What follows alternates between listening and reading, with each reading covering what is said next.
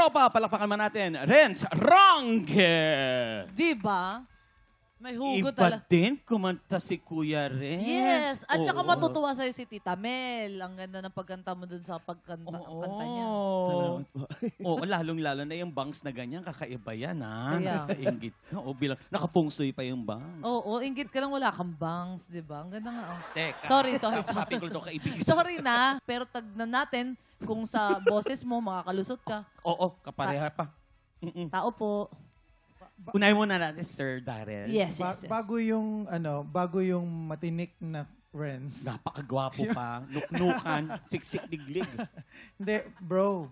Bro Renz. Okay, alam mo, naramdaman ko na feel mo at ine-emote mo siya.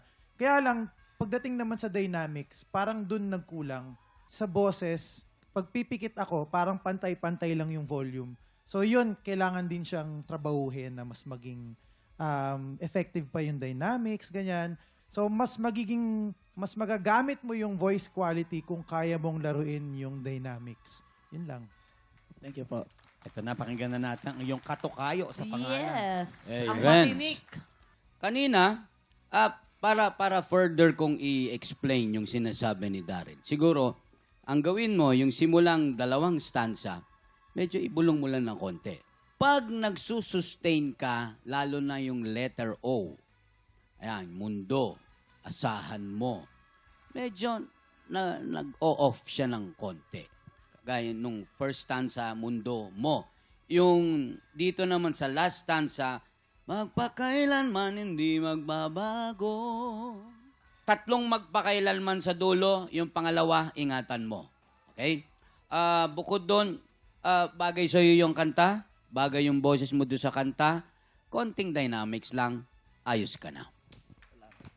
Salamat sa iyong ama. Ngayon, alamin na natin kung ilang stars ang ibinigay sa'yo ng ating mga inampalan. Renz, ito ang mga bituin ko para sa'yo.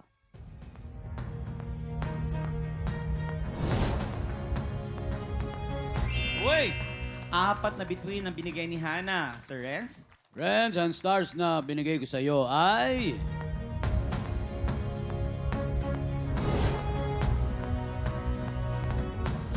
Three stars naman ang binigay ni Sir Renz. Maraming salamat inampalan. Malalaman natin mamaya kung lang stars ang ibinigay sa iyo ni Darrell. Mag-relax ka muna doon. Ibibigay ko muna kay Kuya Kim and Chris. Kayo na muna, ha? Maraming salamat, Waki. Salamat. Samantala, Tiktropa, gusto mo rin bang i-represent ang trabaho o industriya mo? Tara na at mag-audition ka na. Kung ikaw po ay 18 to 50 years old at palaban sa kantahan, sugod na sa ating weekly auditions. Para sa kumpletong detalye, i-follow lang ang official Facebook page ng TikTok Clock. Ko, mga Tiktropa, mag-audition na. Sino kaya ang makakakuha ng mas maraming bituin at lalaban sa kampiyon na si Harold Santiago? Malalaman natin yan sa pagbabalik ng tanghala ng kampiyon dito sa... TikTok Clock!